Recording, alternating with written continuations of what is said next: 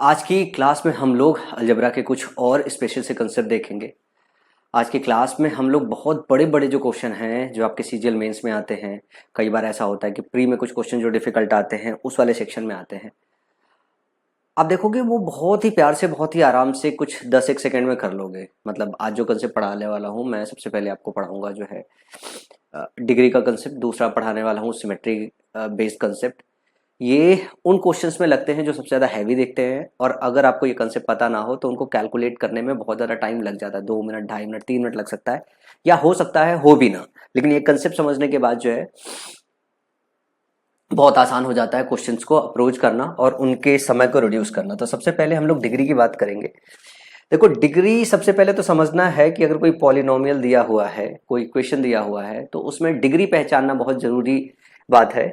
एक तो डिग्री पहचानने आना चाहिए। तो मैं इसको थोड़ा ब्रीफ कर देता हूँ, क्योंकि मैं मान के चल रहा हूँ कि हो सकता है कोई बच्चा प्री में किसी शिक्षक से पढ़ा होगा।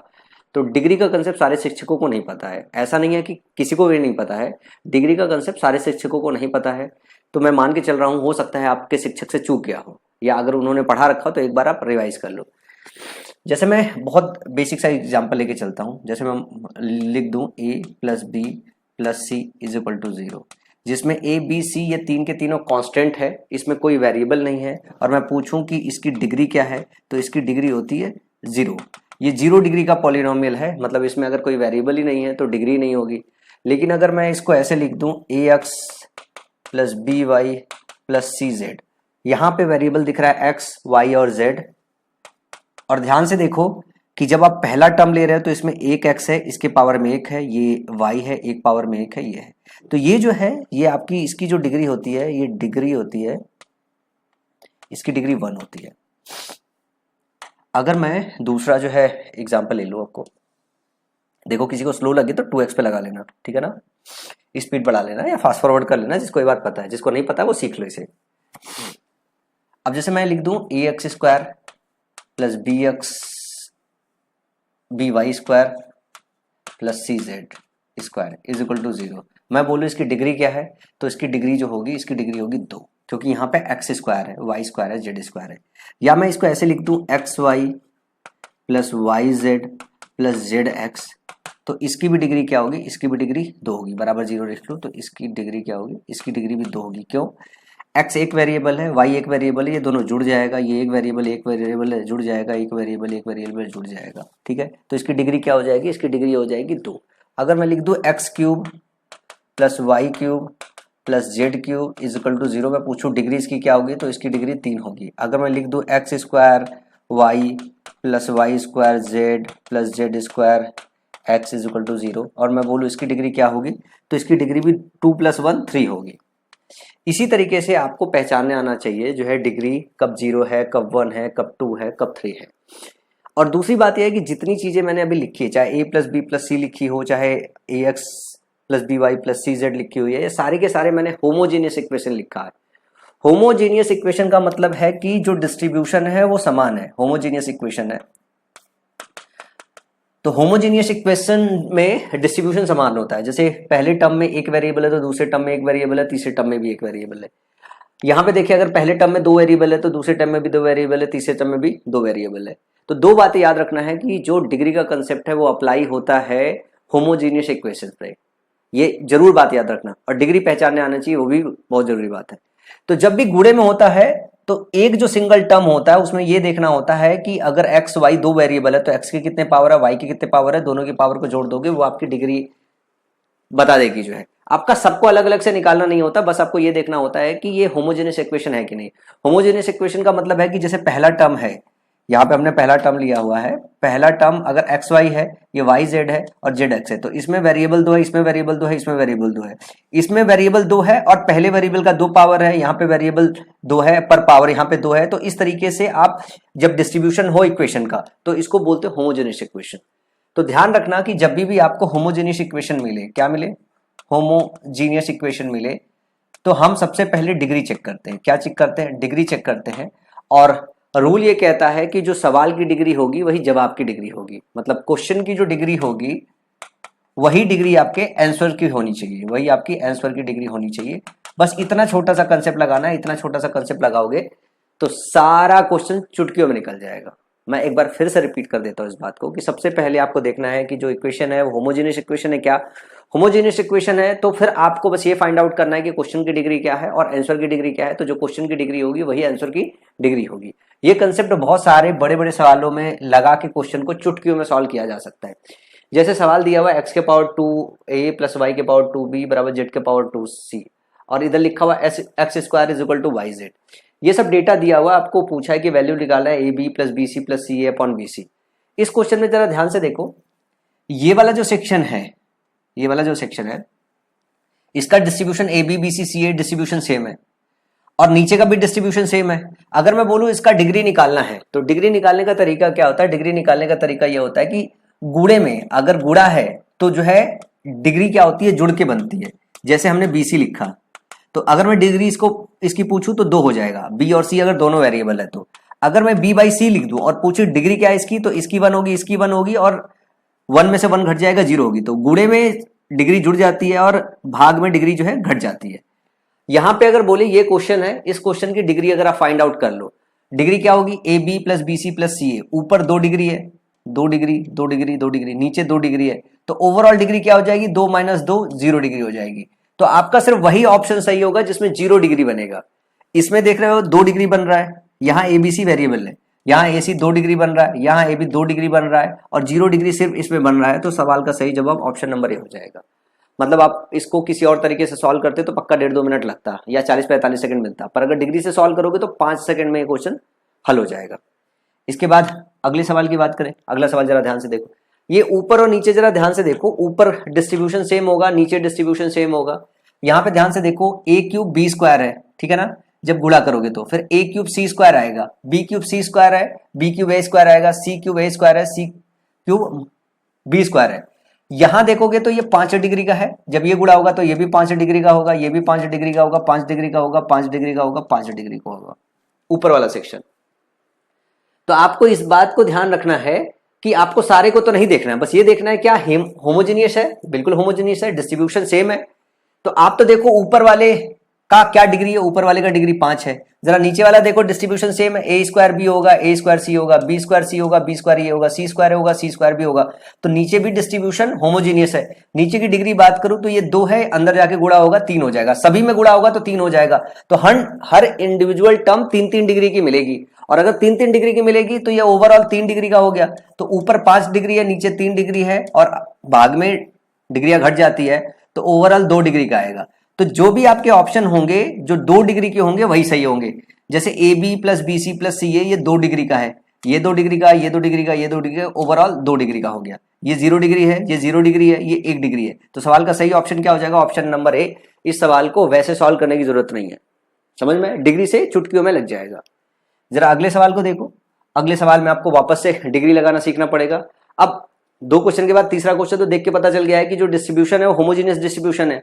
अगर होमोजेनियस डिस्ट्रीब्यूशन है तो ये हो गया 3 डिग्री, भाई ये स्क्वायर करोगे तो b स्क्वायर हो जाएगा, 2 डिग्री हो जाएगा, a का गुणा करोगे 3 डिग्री हो जाएगा। और नीचे क्या हो गया? ये इसमें गुणा होगा तो 2 डिग्री बनेगा। तो ओवरऑल जो आपकी डिग्री आएगी वो 1 आएगी और अगर 1 डिग्री आई तो ये आपका 1 डिग्री का है, ये 2 डिग्री का है, ये 0 डिग्री का है, ये 0 डिग्री का है। तो सही सवाल का जवाब ऑप्शन नंबर ए हो जाएगा, डिग्री देख के। चुटकियों में सवाल लग गया। अगला सवाल देखो। अब यहां पे मैं बोलूं अगर जल्दी करो तो 3 1 4, ये 4 डिग्री का हो गया, 1 1 2 2 डिग्री का हो गया। ओवरऑल आपका 2 डिग्री का होगा। जो सवाल है आपका ऑप्शन जो होगा यही सिर्फ 2 डिग्री का दिखाई दे रहा है, बाकी कोई 2 डिग्री का नहीं है। ये 3 डिग्री है, ये 1 डिग्री है, ये 0 डिग्री है। तो ना ये होगा, ना ये होगा, ना ये होगा। सवाल का सही जवाब ऑप्शन नंबर डी हो जाएगा। डिग्री से बहुत तेज सवाल लगते हैं। इसके बाद दिया हुआ B C plus C A plus A B का cube minus B cube C cube minus C cube A cube minus A cube B cube और आपको डिग्री बतानी है। अब यहां ध्यान से देखो, 3 + 3 6 डिग्री हो जाएगा, 3 + 3 6 डिग्री हो जाएगा। यहां अंदर 2 है, 2 के पावर 3 करोगे तो 3 दूनी 6 हो जाएगा, गुणा हो जाता है। तो ये हो जाएगा 6 डिग्री, ये हो जाएगा 6 डिग्री। ऑप्शन चेक करना है, ये 3 डिग्री, 1 डिग्री, 2 डिग्री, 3 डिग्री। तो ये वाला 6 डिग्री का सिर्फ आएगा। ये वाला देखो 1 2 और 3 डिग्री है, कितना आ जाएगा? ये 3 डिग्री का आएगा। 1 2 3, ये भी 3 डिग्री का आएगा, ये भी 3 डिग्री का आएगा। तो ना ये सही होगा, ना ये सही होगा, ना ये सही होगा, क्योंकि क्वेश्चन अगर 6 डिग्री का है तो सोल्यूशन भी 6 डिग्री का ही होना चाहिए। आपका जवाब भी 6 डिग्री का होना चाहिए। अगला जरा ध्यान से देना, सबके ऊपर पावर m है तो ऊपर जो है m डिग्री हो गया, नीचे सबके पावर माइनस m है तो नीचे जो डिग्री हो गया माइनस m हो गया। जब वापस इसको घटाओगे तो ओवरऑल जो सवाल का डिग्री होगा m माइनस माइनस m, नीचे वाले को घटाते हैं तो ये हो जाएगा 2m डिग्री का। जरा आपके जो भी जवाब है 1 है ये 0 डिग्री होता है, 1 माइनस 1 ये 0 डिग्री का हो जाएगा, ये हो जाएगा 1 2 3 4, ये अंदर 4 आएगा, इसका गुणा होगा तो 4m डिग्री का हो जाएगा, ये 4 हो जाएगा और अंदर गुणा होगा तो 4m/2, 2 दूनी 4, 2m डिग्री का हो जाएगा। जब ये 2m डिग्री का हो जाएगा तो सवाल का सही जवाब ऑप्शन नंबर डी होगा। तो डिग्री से यूं ही चुटकियों में सवाल सॉल्व किए जा सकते हैं, होमोजेनियस इक्वेशन आपने अगर एक बार देख लिया तो। इसके बाद अगला कंसेप्ट है जो आपको समझना है, सिमेट्री का कंसेप्ट। देखो जब हम होमोजेनियस की बात करते हैं तो जैसे कोई चीज होमोजेनियस दिखाई देती है तो उसमें एक सिमेट्री भी दिखाई देती है। आप यूं समझो कि मान लो अगर कोई इक्वेशन दिया हुआ हो एक्स वाई जेड में, या तो एक्स वाई जेड में दिया होता है या तो ए बी और सी में दिया होता है। अगर आप एक्स को वाई से रिप्लेस कर दो, वाई को जेड से रिप्लेस कर दो, जेड को एक्स से रिप्लेस कर लो, या ए को बी से रिप्लेस कर दो, बी को सी से रिप्लेस कर दो, सी को ए से रिप्लेस कर दो, और आपका सवाल फिर भी वही सवाल बने रहे, इसका मतलब है कि सवाल में सिमेट्री है, सवाल में सिमेट्री है। तो अगर किसी सवाल में सिमेट्रिसिटी पाई जाती है तो आप a बराबर b बराबर c रख सकते हो डायरेक्टली। क्या रख सकते हो? a बराबर b बराबर c डायरेक्टली रख सकते हो। इससे सवाल आपका जो है जो बहुत बड़ा सवाल होगा वो चंद सेकंड का हो जाएगा। जैसे ये सवाल देखो, लिखा हुआ है a square is equal to b plus c, b square is equal to c plus a, c square is equal to b plus a. अगर इसमें से किसी को रिप्लेस कर दो, a को b को, b को c को, c को a को रिप्लेस कर दो तो इसमें कोई फर्क नहीं पड़ेगा। A square is equal to b plus c, अगर ए को बी से रिप्लेस कर दो, मान लो रिप्लेस करके चेक कर लो, ये बी स्क्वायर हो गया, ए को बी से रिप्लेस कर रहे हो और बी को ए से रिप्लेस कर दो जो है, तो b square is equal to c plus a हो जाएगा। ठीक है, इसी तरीके से जब आप आगे रिप्लेस करोगे तो फिर वही आ जाएगा, बी स्क्वायर आ जाएगा, उसके बाद c square is b plus a आ जाएगा, और फिर उसके बाद ध्यान से देखोगे a square is equal to b plus c हो जाएगा। हमने क्या काम किया, ए को बी से रिप्लेस किया, बी को सी से रिप्लेस किया, सी को ए से रिप्लेस कर दिया। तो अगर इनको इस तरीके से रिप्लेस करते हैं तो फिर से वही बन जाएगा, फिर से वही बन जाएगा। जो बी स्क्वायर है, जैसे ए को बी से रिप्लेस किया तो ये वाला टर्म इधर आ गया, ये वाला टर्म इधर आ गया, ये वाला टर्म बस खिसक गया थोड़ा सा, लेकिन सिमेट्री है। सिमेट्री होने का मतलब यह है कि ए को बी से, बी को सी से, सी को ए से रिप्लेस करने के बाद अगर सवाल पे कोई फर्क ना पड़े तो सवाल सिमेट्रिसिटी में है, और सवाल सिमेट्रिसिटी में है तो हम क्या करते हैं, इसको सॉल्व करने के लिए ए बराबर बी बराबर सी रख देते हैं। जब a बराबर b बराबर c रखोगे तो जरा सवाल देखो कैसे बनेगा। अगर मैं a b और c को a के बराबर रख दूं तो a रख दूंगा तो ये हो जाएगा 2a square, 2a square is equal to 2a, sorry a square is equal to 2a, a square is equal to 2a हो जाएगा, और a कट जाएगा, a बराबर 2 आ जाएगा, a बराबर 2 आ जाएगा। अब यहां पे अगर मैं a को b को c को बराबर रख दूं तो ये सब बराबर हो जाएगा आपस में, ये हो जाएगा, ये हो जाएगा, तो ये हो जाएगा 3/1 प्लस ए, 3/1 प्लस ए, यही हो जाएगा। a की वैल्यू हमारी 2 आ गई, यहां पे 2 रख दो, 3/1 प्लस 2, 3/1 प्लस 2, ये कट जाएगा, वैल्यू कितनी आ जाएगी, 1 आ जाएगी, वैल्यू कितनी आ जाएगी, 1 आ जाएगी। समझ में आई बात? अब चलो आगे चलते हैं, अगले सवाल की तरफ मूव करते हैं। अगला सवाल होगा a/1 minus A plus b/1 minus B plus c/1 minus C is equal to 1। अगर इसमें a को b से, b को c से, c को a से रिप्लेस करोगे फिर भी यही आएगा। यहां सिमेट्री है, वो देख के पढ़ के ही समझना पड़ेगा आपको कि यहां पे सिमेट्री है। अगर सिमेट्री है तो a बराबर b बराबर c रख दो। जैसे c रखोगे तो ये सारे टर्म इक्वल हो जाएंगे, सारे टर्म इक्वल हो जाएंगे, तो पहले टर्म को ही 3a/1 माइनस ए लिख लो, ये तीनों बराबर हो जाएगा, इनको जोड़ लोगे तो 3/1 minus A is equal to 1 हो गया। और जो आपको निकालना है वो क्या हो जाएगा, 3/1 माइनस ए हो जाएगा, 3/1 माइनस ए हो जाएगा, इसकी वैल्यू निकालनी है। अब यहां से जरा ध्यान देखो, 3a इज इक्वल टू क्या हो जाएगा, 1 minus A, 4a is equal to क्या हो जाएगा, 1, a इज इक्वल टू क्या हो जाएगा, 1/4। a की वैल्यू यहां पे रख दो, 3/1 माइनस 1/4, 4 ऊपर चला जाएगा, 4 इंटू 3/3, 3 कट जाएगा, 4 आ जाएगा। सवाल का सही जवाब ऑप्शन नंबर डी हो जाएगा। ये सिमेट्री पहचाननी बहुत जरूरी है सवालों में। अब जैसे a/x माइनस ए है, b/1 minus b, y minus b है, plus c/z minus C is equal to t लिखा हुआ, फिर x/x माइनस ए plus y/y minus B plus z/z minus c की वैल्यू निकालनी है। आप a को b से रिप्लेस कर दो, b को c से रिप्लेस कर दो, x को y से रिप्लेस कर दो, y को z से रिप्लेस कर दो, और z को x से रिप्लेस कर दो। ये पूरा रिप्लेस करके देखोगे, इनमें कोई फर्क नहीं पड़ेगा, ये सिमेट्री में है। तो आप यहाँ पे a बराबर b बराबर c रख सकते हो और x बराबर y बराबर z रख सकते हो सवाल को सॉल्व करने के लिए। तो सवाल को सॉल्व करते हैं तो ये जो टर्म होगा एक ही टर्म हो जाएगा, सब बराबर हो जाएगा। तो हम क्या लिख सकते हैं 3a upon x minus A is equal to 2। इधर क्या रख सकते हो 3x अपॉन x माइनस ए, इसकी वैल्यू फाइंड आउट करनी है। तो यहां पे किसी एक की वैल्यू निकाल लो, 3a is equal to 2x minus 2a हो गया, ठीक है। 5a ध्यान से देखो 5a is equal to 2x हो गया और a is equal to 2/5x हो गया। तो a की वैल्यू रख दो, इसके बराबर हो जाएगा 3x upon x minus 2/5x 2/5x। 5 में से 2 घटा 5 ऊपर चला जाएगा, ये x सब जगह से कट जाएगा, अपॉन में नीचे 3 बचेगा, ऊपर 3 था, 3 से कट जाएगा। सवाल का सही जवाब ऑप्शन नंबर डी हो जाएगा। सवाल का सही जवाब ऑप्शन नंबर डी हो जाएगा। अदरवाइज किसी और तरीके से सॉल्व करते करते नानी याद आ जाती, इस तरीके के सवालों को लगता नहीं एग्जाम में, बहुत टाइम लग जाता है। BC plus CA plus AB is equal to ABC है, then find the B plus C, BC upon A minus A plus C plus A, C upon B minus A plus A plus B upon AB C minus A।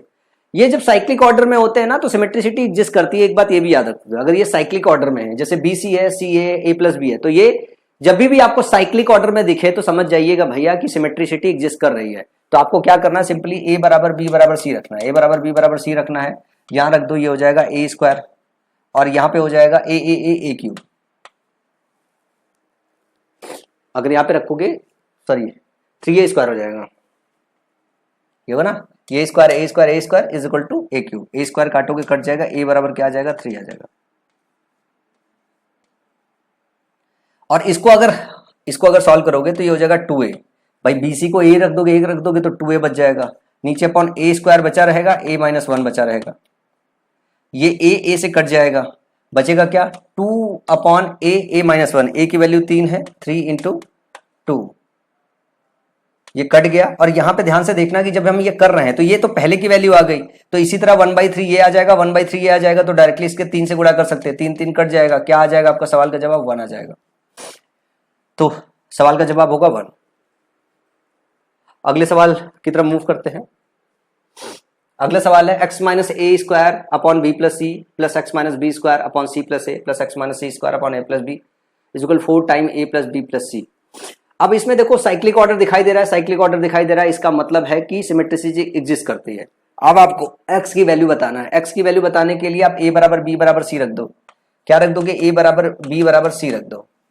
a बराबर b बराबर c रख दोगे तो ये हो जाएगा 3x minus a का a square upon 2a is equal to 4 into 3a, ये कट जाएगा आपका, मतलब 4 से 12 हो जाएगा, 3 से कट जाएगा, x minus a square is equal to हो जाएगा 4 दूनी 8 a स्क्वायर, 4 दूनी 8 a स्क्वायर हो जाएगा, ये उधर जाएगा तो x बराबर 9a स्क्वायर हो जाएगा।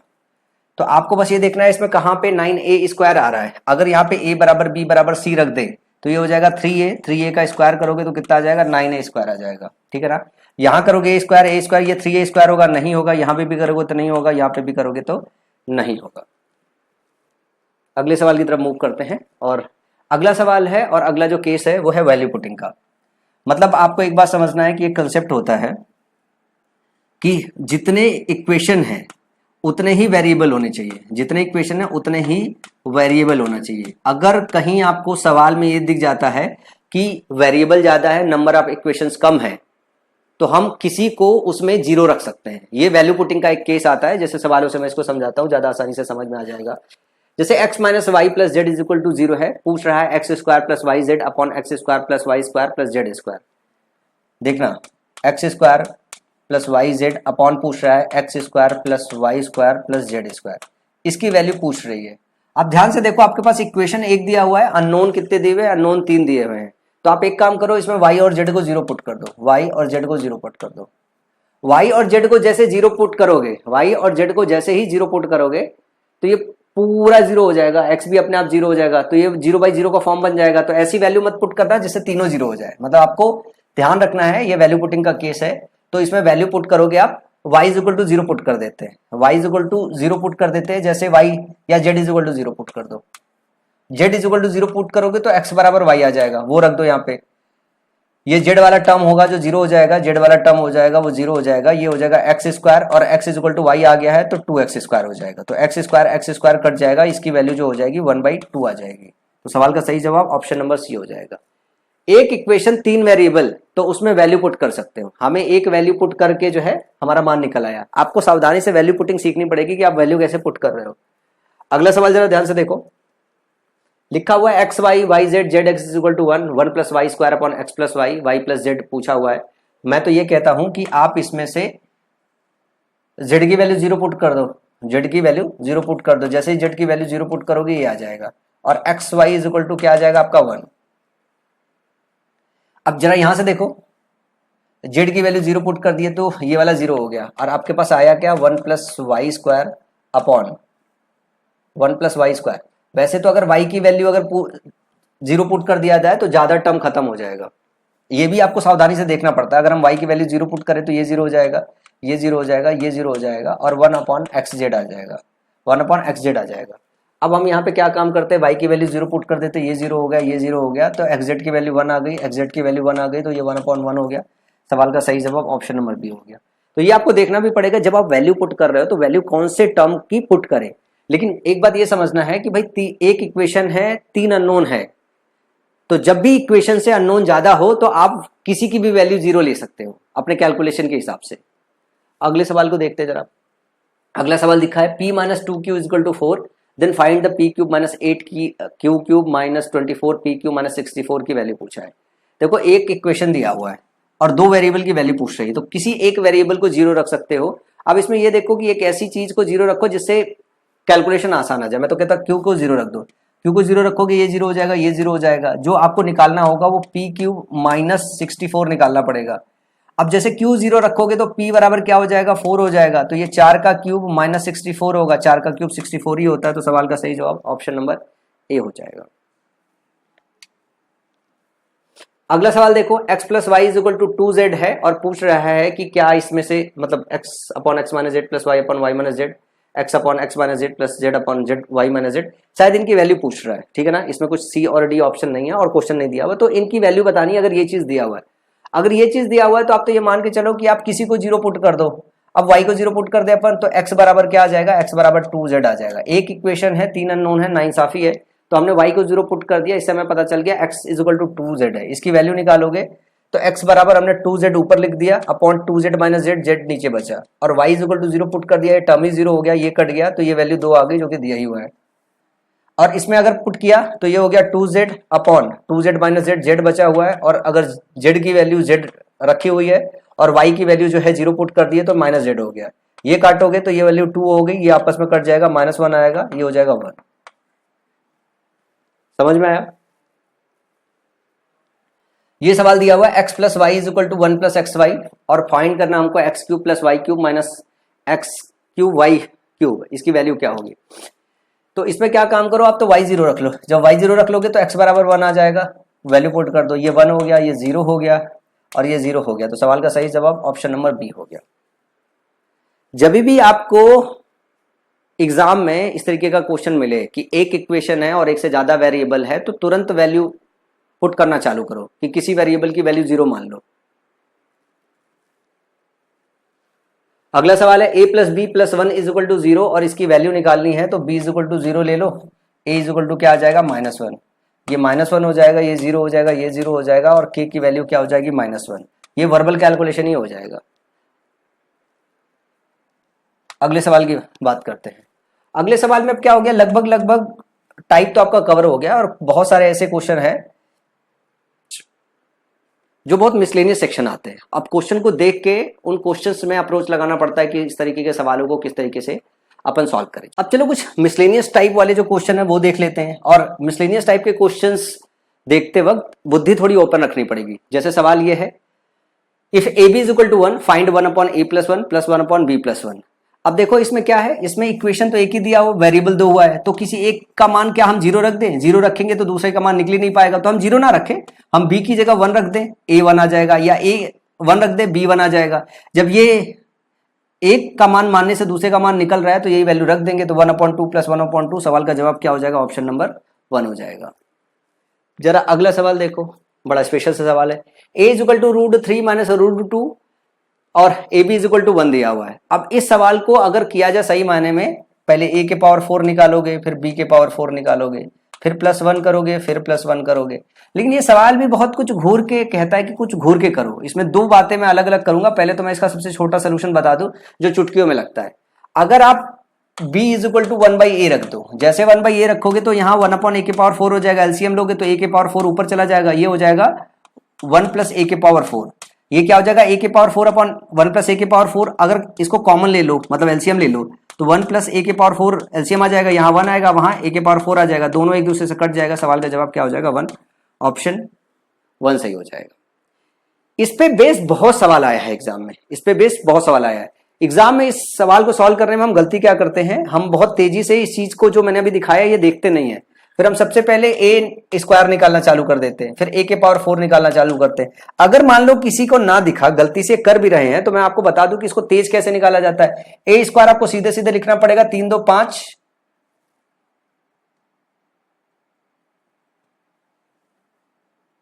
ए स्क्वायर लिखना पड़ेगा 3 2 5 तेज में लिखना पड़ेगा, और 2√6 माइनस 2√6, और इसके बाद ए के पावर 4 लिखना पड़ेगा 25, और 25 24 49 49 माइनस 20√6। ये बहुत तेज से लिखना पड़ेगा आपको। और अगर ए के पावर 4 +1 की बात करें तो ये हो जाएगा 50 माइनस 20√6। और इसी तरीके से जैसे इसका रिवर्सल है तो बी के पावर 4 +1 क्या हो जाएगा, ए बी रिवर्सल है, तो यहां पे सिंपली आपको प्लस लिख लेना चाहिए, 50√6। इसको रख के सॉल्व करोगे तब भी क्वेश्चन निकल जाएगा, लेकिन जरूरत ही नहीं है ना, आप इसी मेथड से सॉल्व कर सकते हो। चलो अगला क्वेश्चन देखो, बड़ा कॉम्प्लेक्स का क्वेश्चन दिखाई देगा, एग्जाम में आ जाता है तो बुद्धि अटक जाती है। यहां पे वही काम करो, ये 1/a के पावर 6 रखोगे तो इधर पहुंचेगा, तो ये क्या हो जाएगा 1 + a के पावर 6, और ये a के पावर 6 इधर इधर बराबर है तो दोनों डायरेक्टली जुड़ जाएगा, तो 1 + a के पावर 6 अपॉन 1 + a के पावर 6 ही आ जाएगा, और ये कट जाएगा, वैल्यू कितनी आ जाएगी हमारी 1 आ जाएगी। इस पैटर्न पे बेस्ड बहुत सारे एग्जाम में आपके क्वेश्चन बनाए गए हैं, प्री के डिफिकल्ट सवालों में आते हैं और मेंस के डिफिकल्ट सवालों में आते हैं। अब जैसे यहाँ पे लिखा है 1/10 के पावर 6x + 1 + 1/cot 6 के पावर 6 + 1, इसको दो तरीके से सॉल्व कर सकते हैं। आपको पता है जो tan है और जो cot है वो रिवर्सल होता है।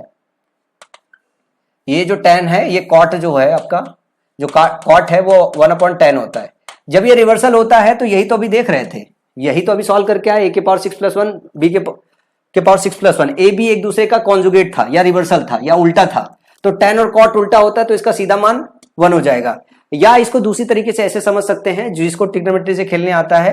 अब भाई अगर ये 1/10 के पावर 6 थीटा है या cot के पावर 6 थीटा है, तो ये tan के सारे मानों के लिए या थीटा के सारे मानों के लिए जो भी मान आएगा वो सेटिस्फाई करना चाहिए। अब theta is equal to 45 degree रख दो, जब 45 डिग्री रख दोगे तो ये हो जाएगा 1, 1 + 1 ये हो जाएगा 2, इधर रखोगे तो 1 + 1 ये हो जाएगा 2। सवाल का जवाब कितना आ जाएगा, 1। समझ में आया? इस पे बेस देखो कितने सवाल पूछे गए हैं। 1/cos + 1/sec पूछा गया है। अब cos और sec एक दूसरे के उल्टा होता है तो ऑप्शन क्या आएगा, 1। अगर ये दिमाग में क्लिक नहीं करता है तो आप cos की वैल्यू 0 रख दो, 0 डिग्री रखोगे तो ये 1 हो जाएगा, ये भी 1 हो जाएगा, 1/2 + 1/2 फिर से 1 आ जाएगा। 45 डिग्री रख के चेक करोगे तो ये भी 1 आएगा, कोई और मान रखोगे तो भी वही आएगा, और इसको अगर उल्टा भी रख दोगे तो भी यही आएगा। अब ये देखो क्वेश्चन कितने पूछे गए, एक दो नहीं, अलग अलग तरीके से पूछा जाता। साइन रख दिया गया, कोसेक रख दिया, साइन कोसेक उल्टा है तो सवाल का जवाब क्या होगा, 1। सवाल को सॉल्व करने की जरूरत ही नहीं है इस तरीके के सवालों को। अब देखो जरा कुछ डिफरेंट टाइप के क्वेश्चन है। ax + by = 3 है, bx - ay = 1 है, a² + b² की वैल्यू 5 दी हुई है, तो x² + y² की वैल्यू पूछी है। तो मैं तो कहता हूं कि इन दोनों को स्क्वायर करके जोड़ दो। इन दोनों को जैसे स्क्वायर करके जोड़ोगे तो ध्यान से देखो, ये आएगा ax का स्क्वायर + by का स्क्वायर, पहले का स्क्वायर करोगे तो +2 टाइम्स ax by आएगा, +2 टाइम्स ax by आएगा। इसको जब स्क्वायर करोगे तो हो जाएगा b² x², और ये हो जाएगा प्लस में a² y² और माइनस का 2x by होगा, ये इससे कट जाएगा। और इसको स्क्वायर करके जोड़ रहे हो तो दोनों को स्क्वायर करके जोड़ने पे 10 आ जाएगा। यहां से ध्यान से देखो कि ax² है, bx² है, x² कॉमन लोगे, यहां से a² + b² बन जाएगा, और इधर से y² कॉमन लोगे तो a² + b² बन जाएगा, बराबर 10 हो जाएगा। तो ध्यान से देखो कि x² + y² into a² + b², इसका मान दिया हुआ है 5, बराबर 10 हो जाएगा। 5 दूनी 10, सवाल का जवाब क्या हो जाएगा, 2।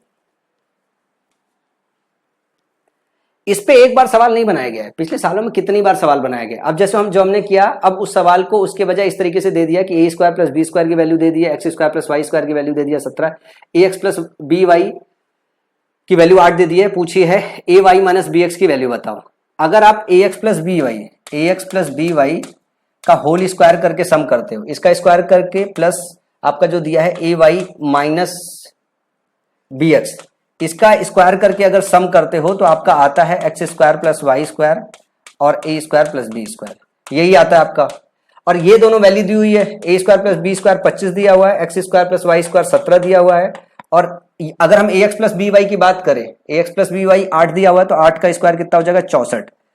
प्लस में अगर हम बात करें इसी की वैल्यू निकालनी है, तो मान लो ये के वैल्यू है, ये के स्क्वायर हो गया, तो ये वैल्यू निकाल लो, के स्क्वायर हो गया आपका 25 गुणे 17 कितना हो गया 25 7 175 और 25 से कम 25 42 माइनस 64 कर दो, ये 1 हो गया 361 हो गया। तो के की जो वैल्यू हो जाएगी वो 19 आ जाएगी। ठीक है,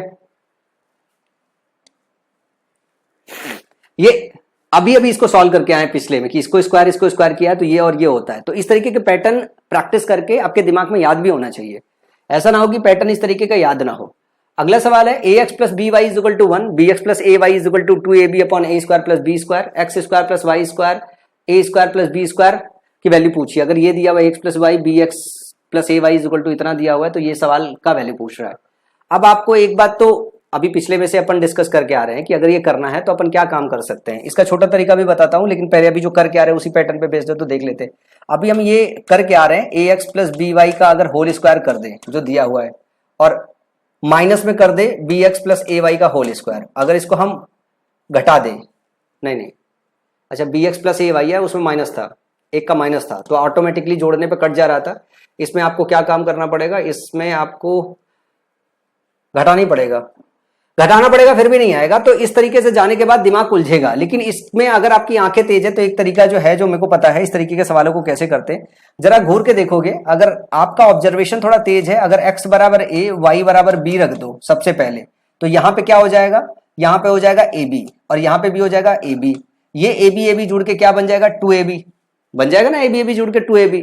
और अगर इसके नीचे मैं कंबाइंड फॉर्म में a square plus b square ले लूं और इसके नीचे भी कंबाइंड फॉर्म में a square plus b square ले लूं, ध्यान से देखना, तो क्या हो जाएगा a b upon a square plus b square, a b upon a square plus b square, और दोनों को जोड़ोगे 2ab upon a square plus b square हो जाएगा।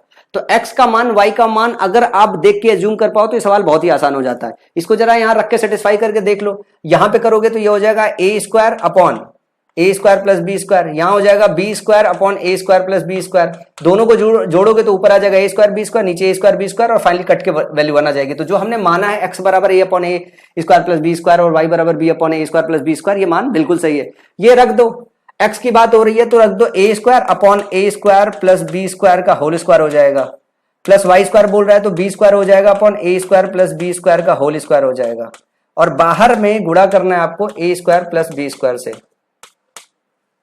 गुणा करना है। तो एक ए स्क्वायर बी स्क्वायर कॉमन है, सब में कट जाएगा, यहां से कट जाएगा। अब a square upon a square plus b square upon a square plus b square बचा हुआ है, तो a square plus b square upon a square plus b square हो जाएगा, और जो इसकी वैल्यू होगी कट के क्या हो जाएगी 1 आ जाएगी। तो सवाल का सही जवाब ऑप्शन नंबर ए हो जाएगा।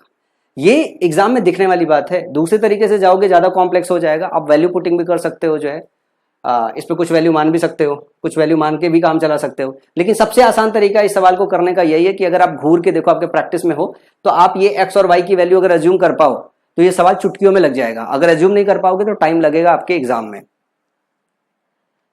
इसके बाद देखो, अब थोड़ा सा दूसरे पैटर्न पे चलते हैं। कुछ इस तरीके के सवाल आते हैं, एक्स बराबर 2 के पावर 2/3 प्लस 2 के power 1/3, x cube minus 6x की वैल्यू निकाली है ये। और इसका पैटर्न मैंने इस पे एक वीडियो डाली थी, काफी लंबी वीडियो डाली थी, जिसमें मैंने बताया था कि बहुत सारे इस तरीके के जो क्वेश्चन है उनको बहुत कम समय में सॉल्व किया जा सकता है, क्योंकि ये सबसे कॉम्प्लेक्स सवाल होते हैं। ये सवाल तो कॉम्प्लेक्स नहीं है, ये तो आसान है, इसमें तो खाली क्यूब कर दोगे तो आपके सवाल का जवाब आ जाएगा। चलो क्यूब कर देते हैं। जैसे इसको क्यूब करोगे तो इधर हो जाएगा एक्स क्यूब, और इधर क्यूब करोगे तो फॉर्मूला आपको याद होना चाहिए, इसका क्यूब हो जाएगा 2, इसका क्यूब करोगे तो 4 हो जाएगा। ध्यान से देखो, इसका क्यूब करोगे तो 4 हो जाएगा, इसका क्यूब करोगे तो क्या हो जाएगा, इसका क्यूब करोगे तो 2 हो जाएगा, प्लस a प्लस बी का होल क्यूब क्या होता है, a cube plus b cube plus 3ab a into b. तो हमने क्या किया, 3 ये 2 के पावर 2/3 2 के पावर 1/3 ab यही हो जाएगा ना, 2 के पावर 2/3 इंटू 2 के पावर 1/3 जोड़ दोगे आप इसको, इंटू a प्लस बी हो जाएगा, a प्लस बी मतलब वापस से x हो जाएगा। तो सवाल में जरा देखो 6 प्लस क्या हो गया 3 और ये 2 के पावर 2/3 प्लस 1/3 ये जुड़ के 1 हो जाएगा, तो ये हो जाएगा 6x, ये हो गया x क्यूब। और इसको इधर लाके माइनस करोगे तो x क्यूब माइनस 6x ये क्या हो जाएगा 6 के बराबर हो जाएगा। ये वर्बल ही कैलकुलेट कर सकते थे एग्जाम में, ऑप्शन नंबर 1 सही हो जाएगा।